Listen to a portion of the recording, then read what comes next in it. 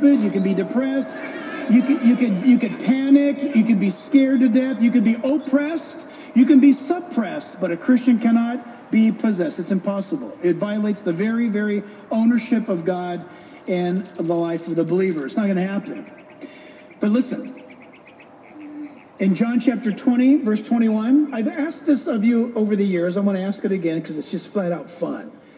Do you know where in the Bible, I just told you where, John 20, 21, then let me change it. When was the first, who was and when was the first person ever born again? That's a good question.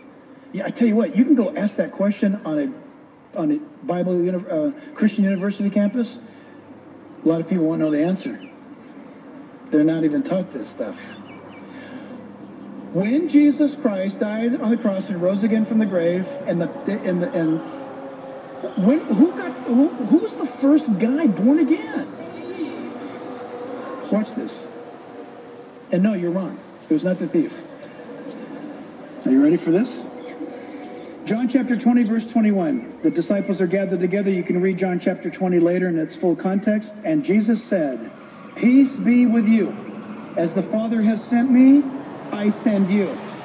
Verse 22. And with that, he breathed on them and said, "Receive the Holy Spirit." In that moment in John chapter 20, the disciples were born again that second.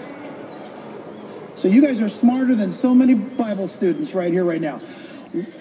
They were born again in John chapter 20. After the resurrection, Jesus breathed on them. Isn't that awesome?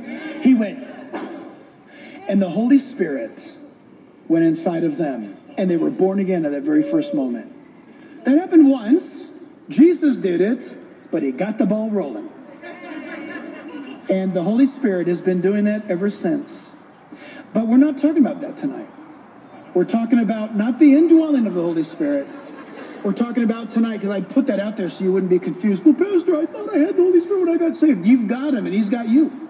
What we're talking about tonight is what is called the coming upon of the Holy Spirit. Acts chapter 1, verse 7 and 8. It's called the epi experience. In Greek, it's a totally different word. It doesn't mean to indwell.